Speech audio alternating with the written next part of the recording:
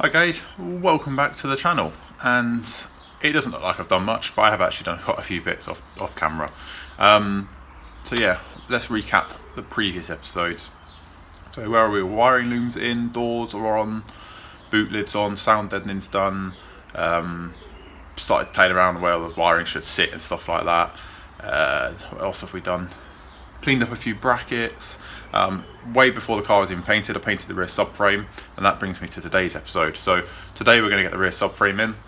I've cleaned back all the trunnions, just giving them a coat of black, and new bushes. So I actually had a whole bag of poly bushes used for a project I actually sold on many years ago.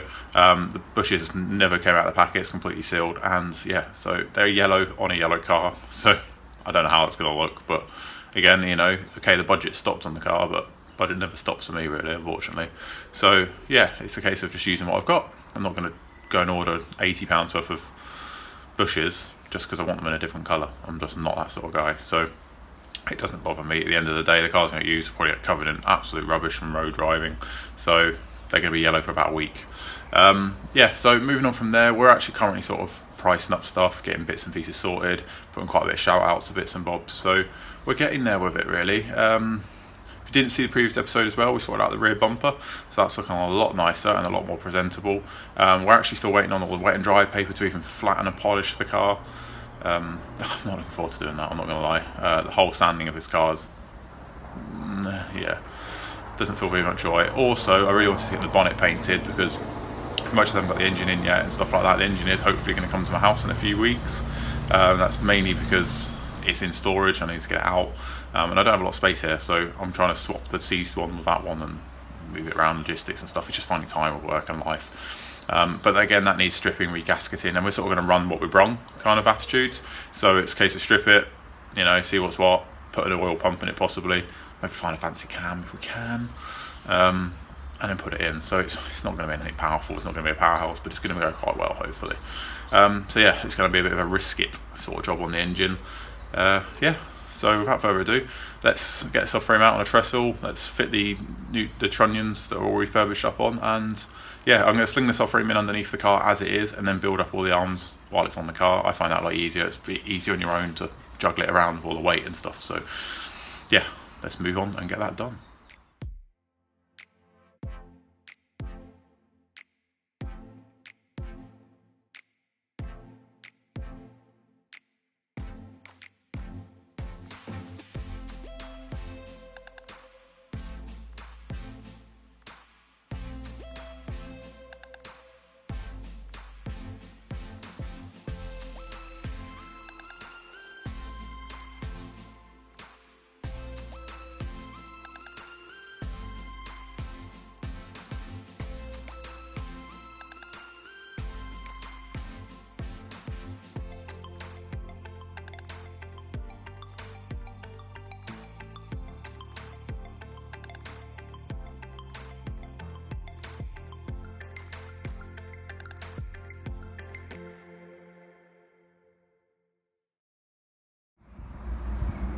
Right guys, so it's a bit difficult to see, but we're in. So new bushes, that's got a bit scratched fitting that, but new bushes, new nuts and bolts. You're probably noticing that one's a bit bronze yellow on the end. The masking tape fell off when I painted the car because I plugged them up. Put copper grease and everything because I hate it. If you ever had to remove this, it needs to be easy. But yeah, so one thing I have done off camera as well, fitted the fuel and brake lines, so they're all in. I left that too long, so I'm going to have the connection under the car so I can run a fuel filter too. Yeah, and then got the connection for the brakes, and yeah, we're all sort of bolted up. So probably the cleanest car I've ever had underneath, considering it's a budget and all that. So yeah, subframe's not the best, it's good and solid though, but yeah, we're in. So yeah, new nuts and bolts in here as well, both sides. Fitted the earth strap as well, that's that done. So next thing I can do is I can now run the live cable up under the car, because that goes over the subframe, sorry, under the subframe, not over the subframe. But yeah, we're getting there. What else have we got? We've dug this out, this is going to get fitted soon. We've got a steering rack to refurbish, Now I've got an accelerator pedal, which is always good and handy. Run the wiring, like I said, pretty much where it all needs to go now. I got a bit confused of where one of these big multi-plugs go. So all of these are for the steering column, and then there's one that you can see dangling there. So I'll just grab that. So I was like, oh, what does that go to? And I remember this car is an 80, so it has a fog lamp switch that goes there, and I found it in the box, so that answered that question. But yeah, I'm pretty much sure where everything should go now. But yeah, it's just a case of get headlining in now, get the glass in. This is loose, because obviously I want to put the rubber seal, I want to put this nice and tight to it. But yeah, we're getting there. Also refurbished my wiper arm bracket, painted it silver and a new rubber. Actually, it's not new rubber, I actually cleaned that one up. So yeah, I'm trying to save money where I can, but obviously it'll be sensible to replace your lines and stuff like that. Right, so next on the agenda is the steering rack. This is a steering rack that a good friend Matt's donated to the build. It's pretty much new. Basically it came on his car and he swapped it out for another one. But yeah, it's pretty much new. I think it's just a surplus spare part. There's no play in the arms whatsoever.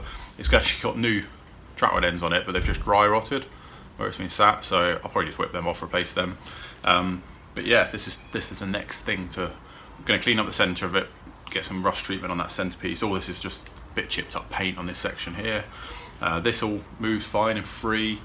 It's in really good shape, and what came on the car was absolutely destroyed. So someone was really gun-ho happy cutting things off like this, and the lower arms with angle grinders, and yeah, it wasn't the best. So we've got a few bits, and we're on order basically, and yeah, we'll get going with it. Spruce this up, paint out the brackets, get this fitted in the car. Once we sorted out a lower dash rail, really, because it's a bit easier to do, then I can get the actual steering column in as well. So we're actually going to start looking like a car. You know, we've got 3 pedals, steering column, all we're missing is a gear knob, and an engine, some wiring, some lights. But yeah, we're getting there. Right, so like mentioned, we had some parts on order. So we've actually got a full headliner for the car with the new C-pillars, the bit that goes under the rear window. It's really nice. It's basically of a company online called Classic Car Headliners. They have an eBay shop, and I think they have a website as well. I didn't really know too much about them really, but I asked a few people. I know quite a few people that run actual garages use them as well. So like I said, don't just make them just for minis. It's a classic car company. I will put the link in the descriptions below to my headliner that I've got. But yeah, it's not for everyone. If you want to go to Newton Commercial, go to Newton Commercial. For me, like I mentioned, yes, the budget stopped, but I still want to keep things as cheap and as low key as possible. I'm not a millionaire. It still needs to be right. This car probably shouldn't own it, so it needs to be built out a spare bit. So the bits that do buy new have got to be on the budget, unfortunately. The other thing I went with this company, the reason why I went with them, is I've actually got a perforated one. So it's got very fine little holes in it. And to me, that gives it a really nice little period look, and Newton Commercial didn't sell that. So Newton Commercial I've always used in the past, but I've gone with this company, so let's see how that fits. That'll be coming in a future video, or I might do it with camera. I'm not sure, it depends. Probably do it with the other half, and yeah, we'll get it in, because that means we can get the glass in. So moving forward, talking about getting the glass in, we have a rear screen rubber. So I've already got a front screen rubber that I bought from a van. So this will do the back window. So I've got the front window, back windows, got side windows. The doors ones are obviously already fitted. But yeah, moving forward, we've got this little box of bits and bobs. So we've got a couple of new boots for that steering rack, so we'll replace those. And then moving forward on the steering rack, we've got this little bag of bits and bobs. So in there you can see there's a battery terminal, that's for my live. We've got a steering column pinch bolt, 2 end caps for the track rod ends, as I didn't realise they were that bad, but obviously I'm going to replace them, so I'll get new bolts, but you can never have too many spare bolts. And then in there you can see there's this little plastic strip with 2 holes in it. So that little plastic strip basically slides over this. So this is the U-bolt that holds this into the car. Obviously you can see I put new nuts on this already. These have been painted black just to tidy them up.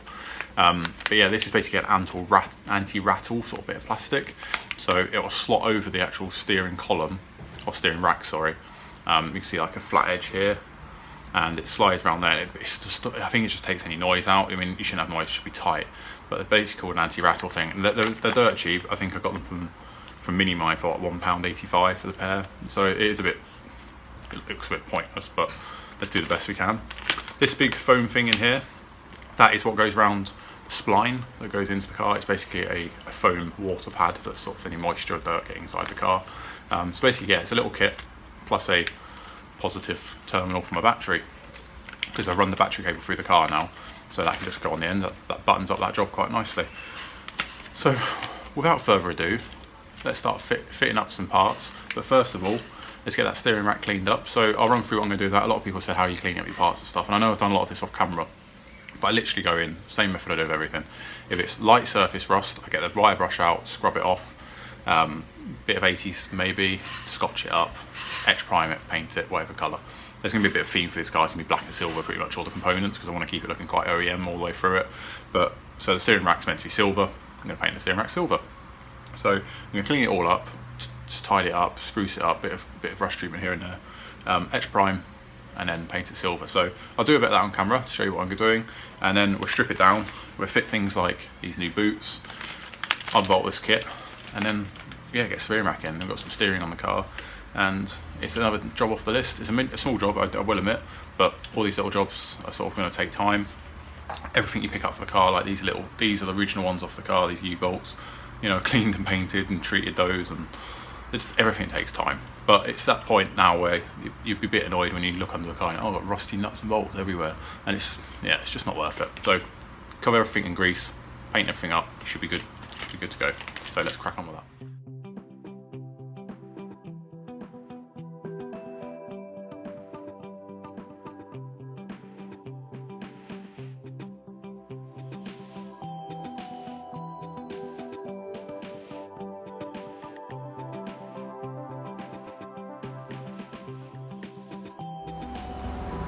Right, so off camera, you saw me sand it all back, and then I got some etch primer on it, on basically the areas that were bare metal. All the rest of the areas that I've not sort of dealt with, I've just keyed back, made sort of flat and ready for some paint. Just saw me then remove the old boots, which again, were in really good shape, but just a bit, they've dry rotted and they literally just pulled to bits, but they're actually, the rubber's not that bad, it's just, they've just sat around. So took them off, obviously took the track rod end off, counted my turns and the stuff like that you should do, but obviously the whole car needs setting up tracking wise anyway. Now I'm just going to get some silver paint on all this. I've masked off my spline there, just going to dust it all in, repack the boots with, you know, the actual moving parts of it with some grease, put the new boots back on once it's painted, and then we'll fit it up into the car. But right now we'll get some silver paint on it, and then yeah, we'll go from there.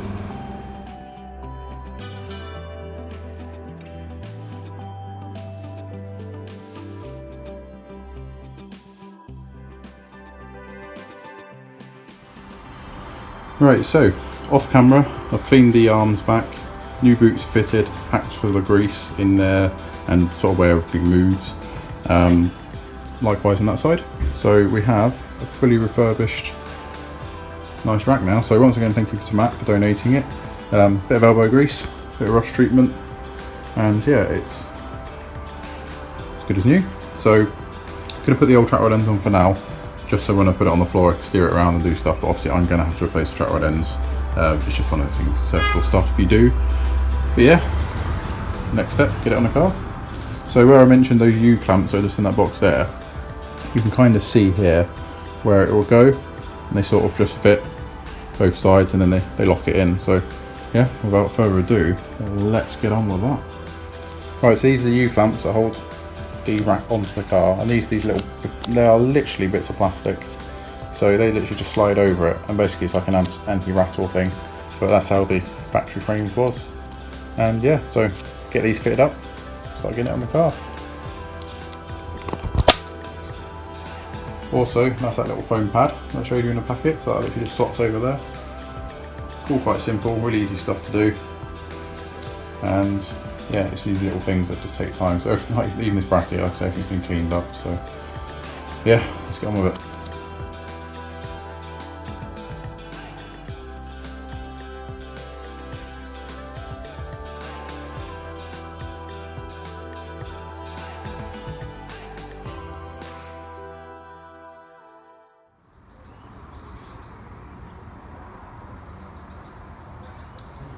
So that's the rack in.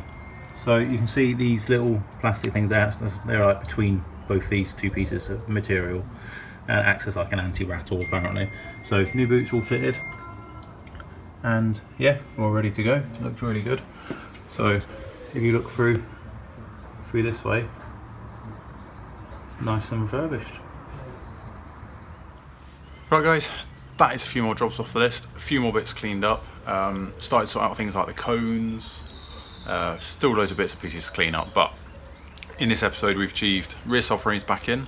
Off camera I fitted the battery cable back through and connected up the main front to back brake line with the little T-piece union on the subframe, so that's ready to go. That's one brake line connected.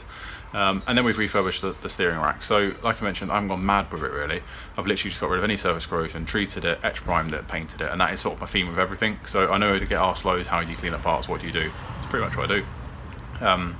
I use all sorts of paint, satin blacks, a lot of the interior bits and pieces. Main thing is just get corrosion off it. It's how far you want to go. Things like that, the wiper bracket for the wiper motor that I showed you, the silver one. You can buy them new for like £10 of a new rubber, but for me, spend £10 there, spend £10 there, it adds up, doesn't it? So yeah. Also, that's where I should be right now. It's obviously not happened this year, or it's happening later in the year, but it's gutting. But I thought I'd celebrate it by working on one of the cars, so you never know, I might take it next year. So thank you for watching guys. If you like what you see, hit that subscribe button, give this video a thumbs up, comment below if you've done things differently or what you would do. I'm really doing how I know how to do stuff. I've done a steering rack before and things like that, so I've just followed what I did with that. So it looks a bit crusty with the rear, the little tractor end still on it, but obviously I'm going to refurbish them once I get the subframe in the front, start building up the running gear and stuff on that. I'll put that in with that order, and I think like £7-8 each. They're not a lot of money. You can buy a pair for 15 quid online, a Unipart ones, which would be the original fitment. So yeah, I'll go with that. But for now, it's there just in case for whatever reason I can get the subframe and get it rolling, or if they're on back order or whatever, they're on. I know where they're going. It takes the thread and stuff. Catch you next one, guys. Next step on this car will probably be flattening and polishing. We're getting to that point. I'm also starting to sort out the bonnet and get that painted. The engine will be with us very soon as well. So there's loads more to come. Again, when it comes to engines, I know my bare minimum. Done a bit of head work on it. I've done a few replacement gaskets, but really not done a lot with an A-series engine. So I'm looking forward to it. I've had quite a lot of pointers and tips from mates. So yeah, we're hoping to maybe collaborate. Maybe we've got James that's pretty clued up on the engines, and we've also got Sam and Tony, both done engine builds. So maybe we'll get a bit of a collaboration together and we'll get the engine built. Catch you next one.